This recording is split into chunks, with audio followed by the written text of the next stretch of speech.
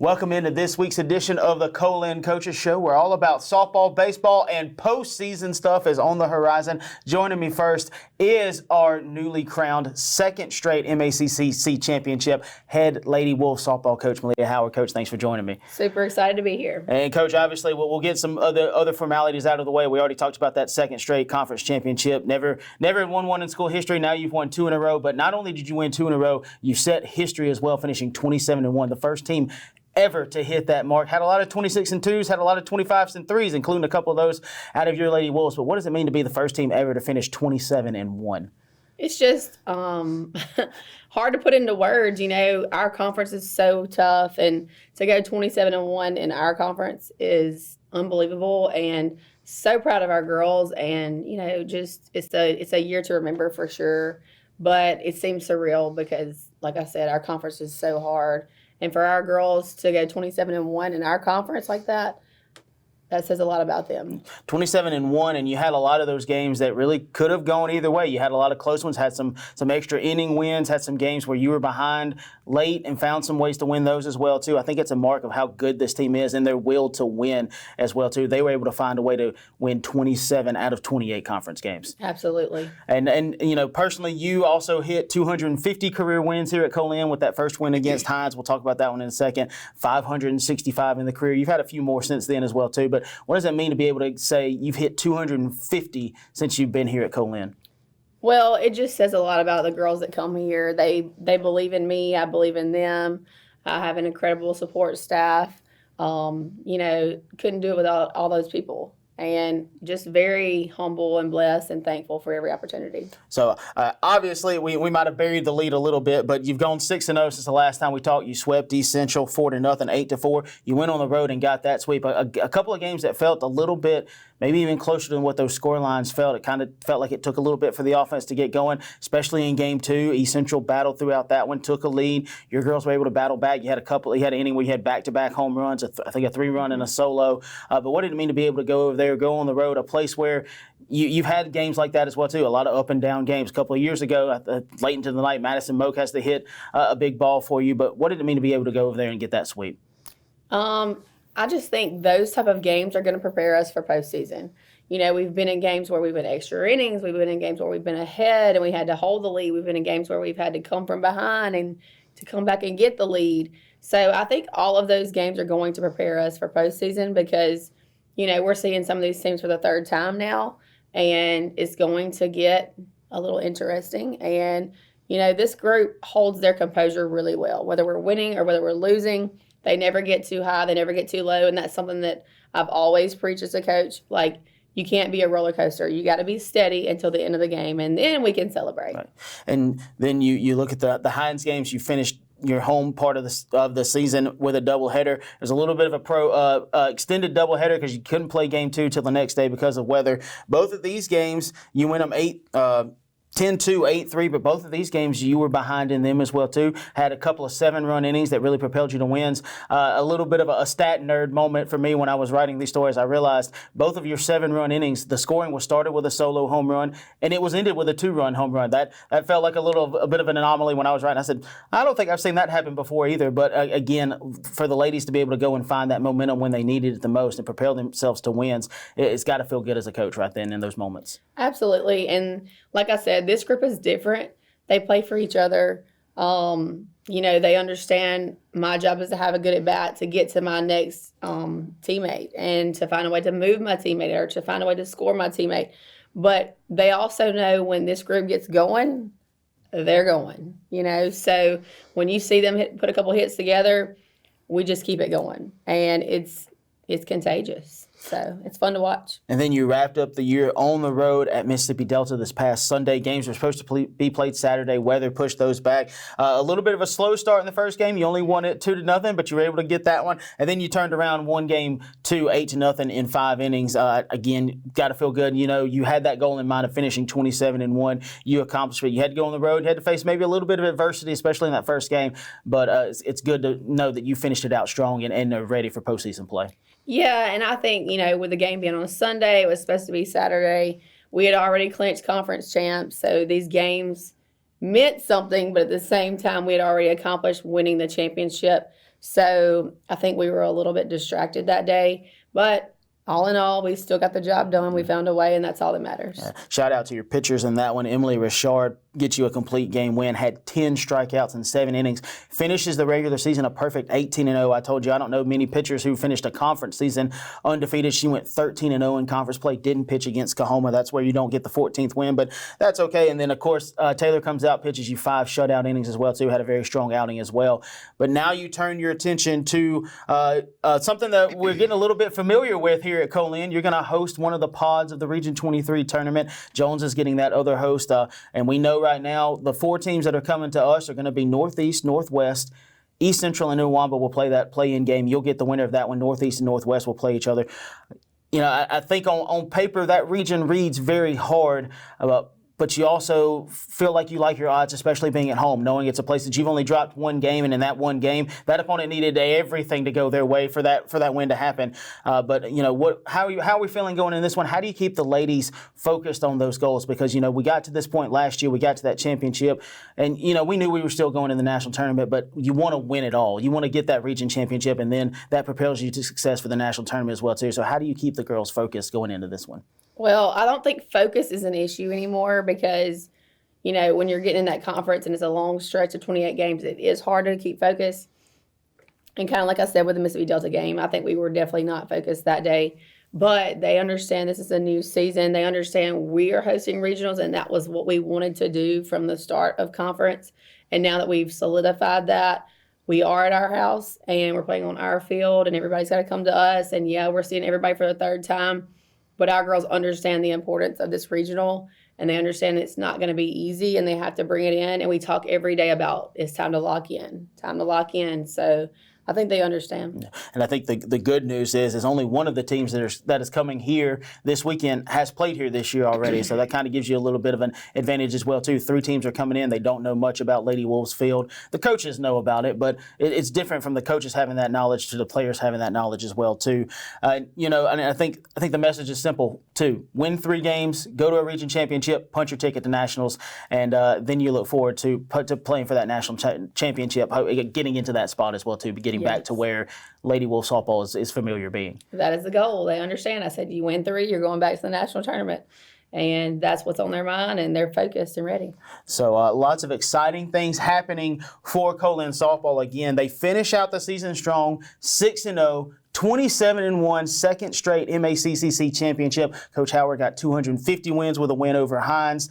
Now we turn our attention to the region tournament. That's going to start on Thursday. You'll have a play-in game between East Central and Nuwamba at 5 p.m. The winner will go on and play the Lady Wolves Friday at 3 p.m. Then Northeast and Northwest will play at 6 p.m. Saturday you'll have 3 games at 1, 4, and 7. Sunday you'll have at least 1, maybe 2.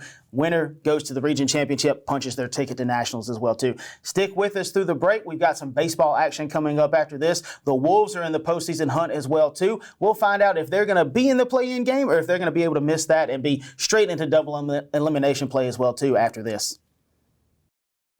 At Copiah Lincoln Community College, you'll find a family of instructors and staff who truly care about your success.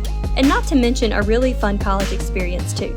Co-Lin was recently ranked number 1 in the state for student success. So whether you need to start or finish your college degree, take classes on one of our 3 campuses or online, Co-Lin is the place to be.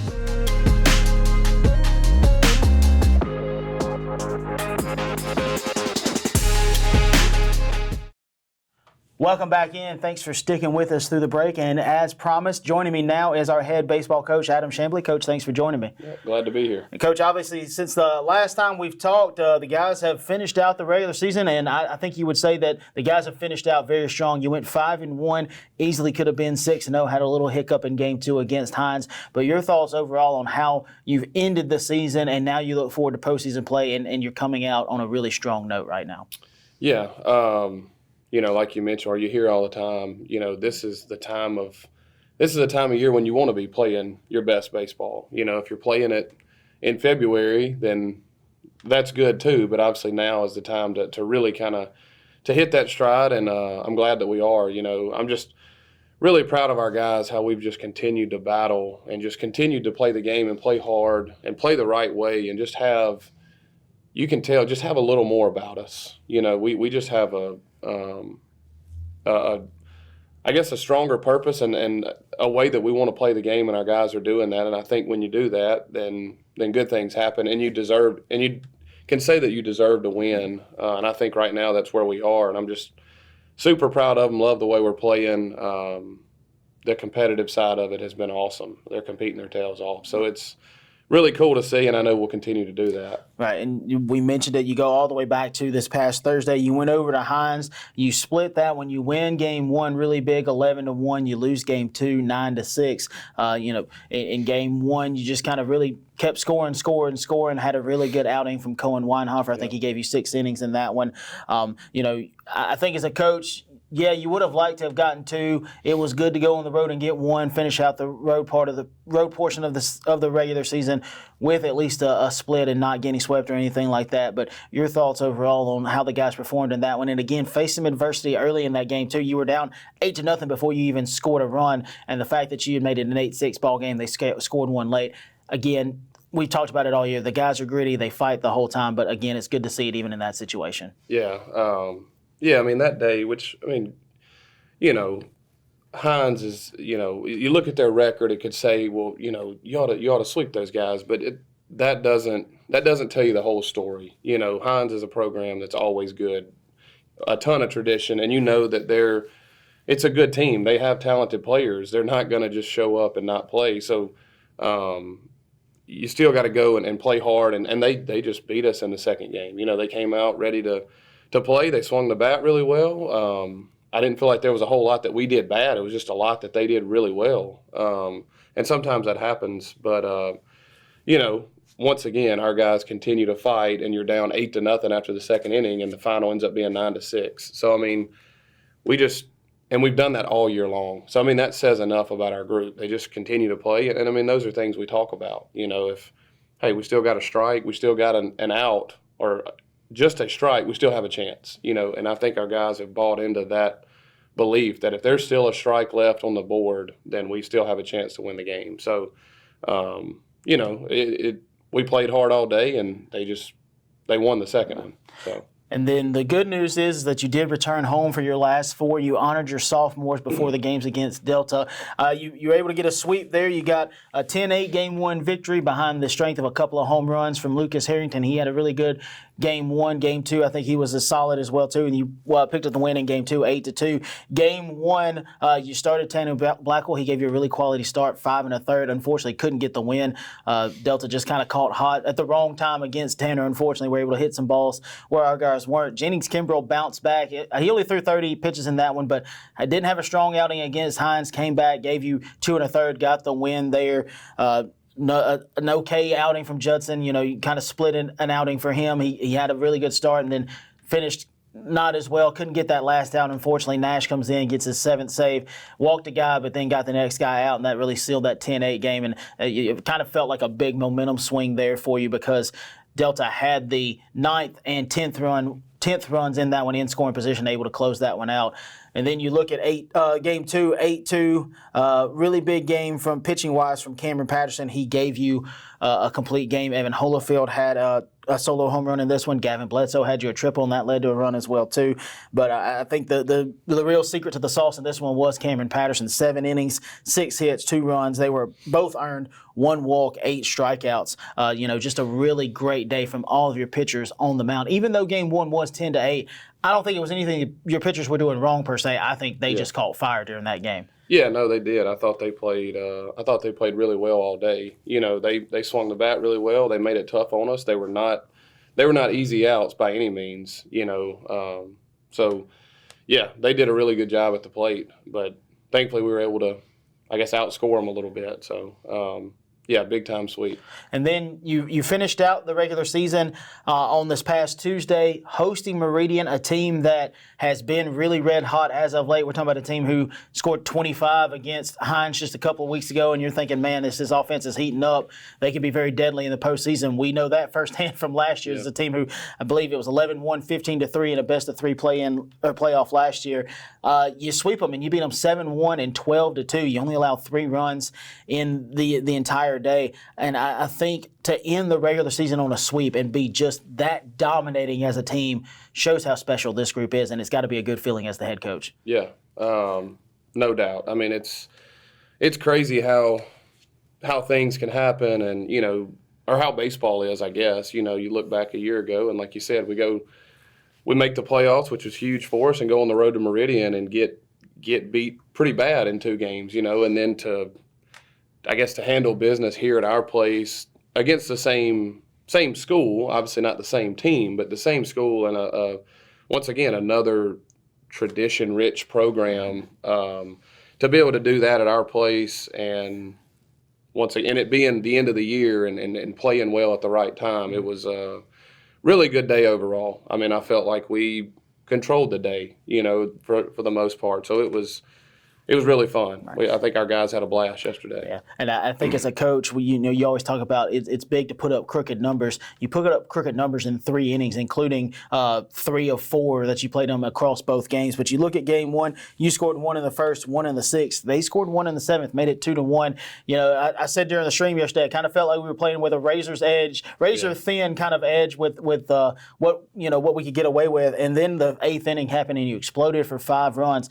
That was behind the strength of a bases clearing 3 RBI triple by Reese Thomas that scored, I believe it was Brady White, Evan Holyfield, Bradley Hanlon. If you were watching the stream, Evan, I think, was waiting to see if the ball was going to be caught. And I thought Bradley was going to surpass him at second base. When they scored, it was right behind each other almost. And then Gavin Bledsoe comes up, and what a perfect time for your first career home run right off the scoreboard at Sullivan Field, and that a 2-run home run, and that really felt like it put it away at that point. Yeah, that obviously was a huge inning, and that's why in a 9-inning game, and you're seeing Fowler, who's one of the best arms in our league, and we knew it was going to be tough, but hey, just keep sticking with him, keep battling, and hopefully get to the bullpen, and we were able to do that, and then that's when we put up the 5 spot. So I mean, that's why you just keep playing. I was really happy to see that big game for Reese. He hit the double in the first or second inning, and then the triple.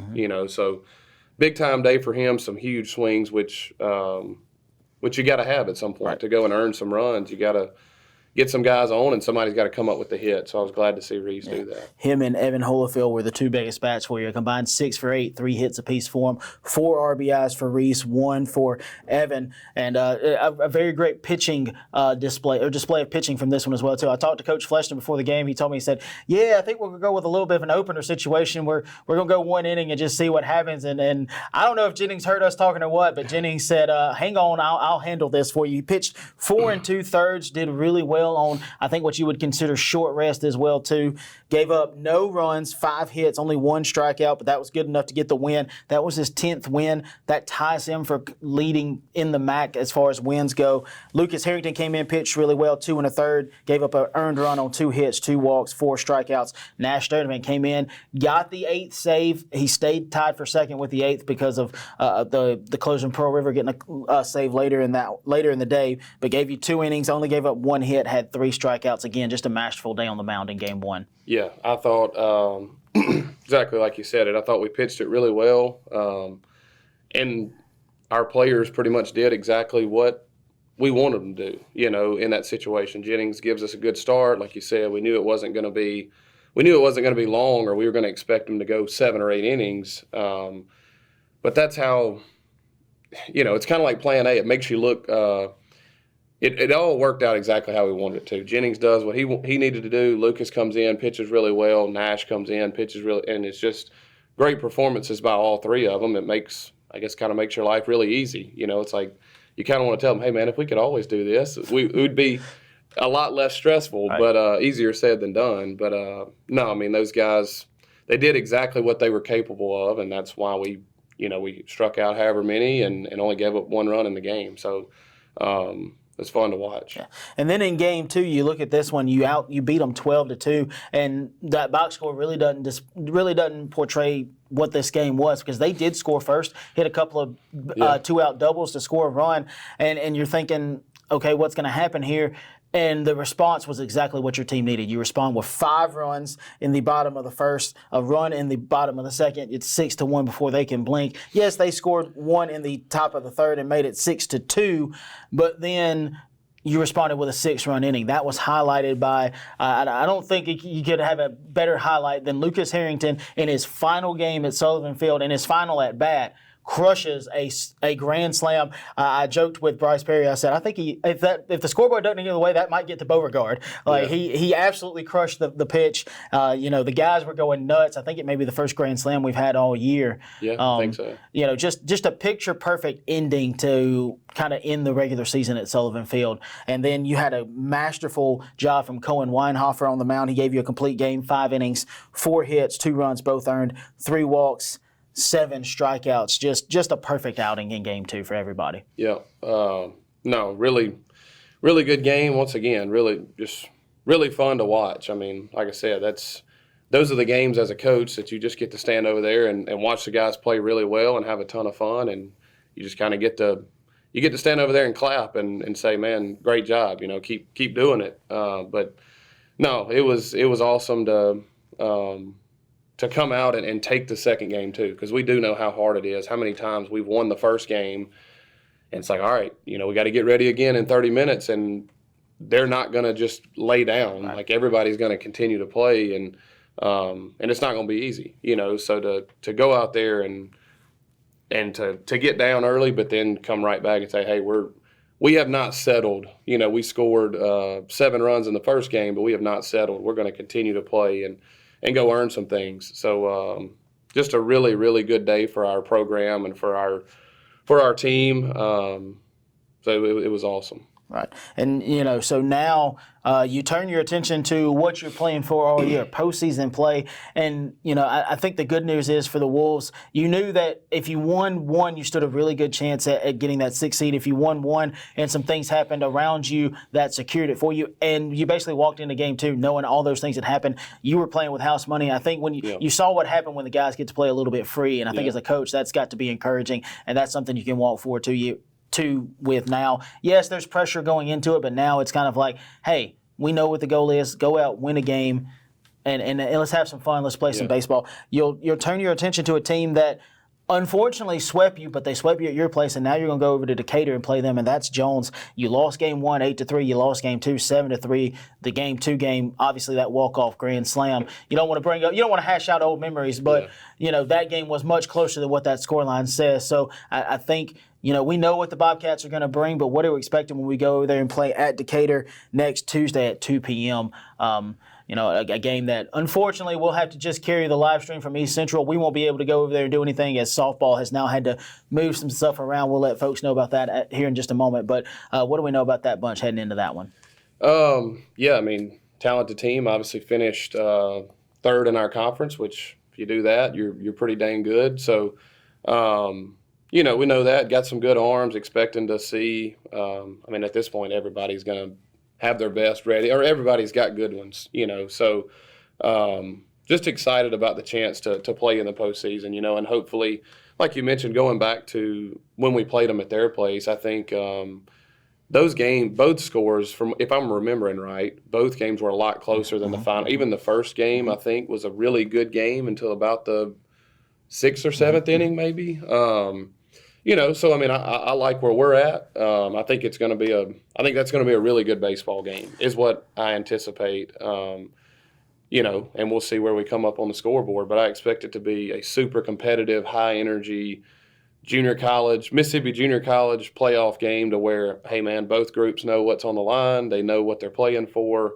And both teams just going to get after each other, And Coach, obviously, we've talked a little bit about it, but when you look at the season as a whole, you finished the regular season 32-23. 2 years ago, you had 15 wins. Last year, you had 27. This year, you go up to 32. And you can make an argument if, hey, we didn't have some pitchers injured throughout almost the whole year, this team could be in the realm of 35, 38, flirting with 40 wins, 16-12 in conference play. Again, last year you finished right at 500. This year you finished 4 games above 500. I think those are marks that show Co-Lin Wolves baseball is a program that is on the rise, and this is not a program that's just kind of limping into the playoffs. We're coming in strong, and we're ready for some playoff victories. Yeah, absolutely. And that's the win total is really cool to see.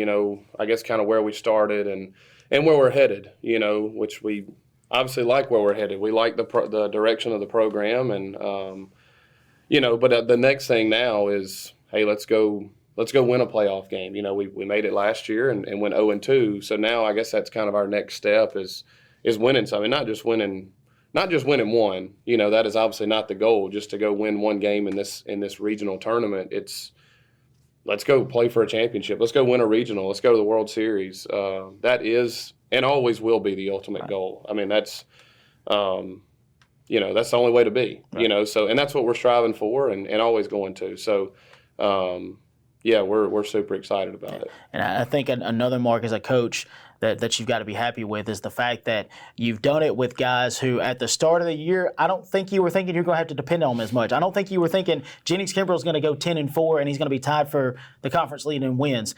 Cameron Patterson's going to get you, he's going to be 0-2 going into Itawamba, but he's going to figure it out and he's going to get you 3 straight and he's looked very good. Tanner Blackwell has figured out some things.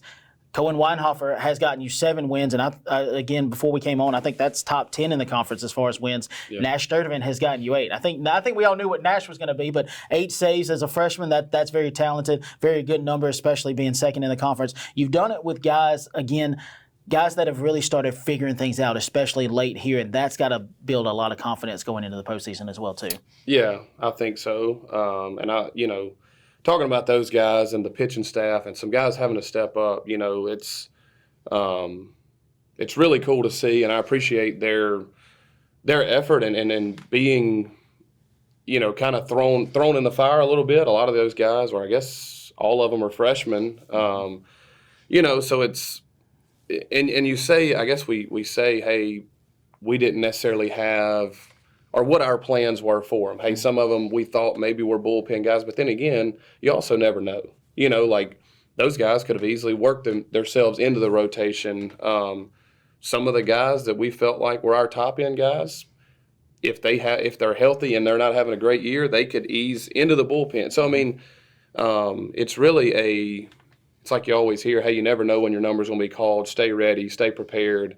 Those guys have done that. So it's been awesome to see them get those opportunities and make the most of them and say, hey, I'm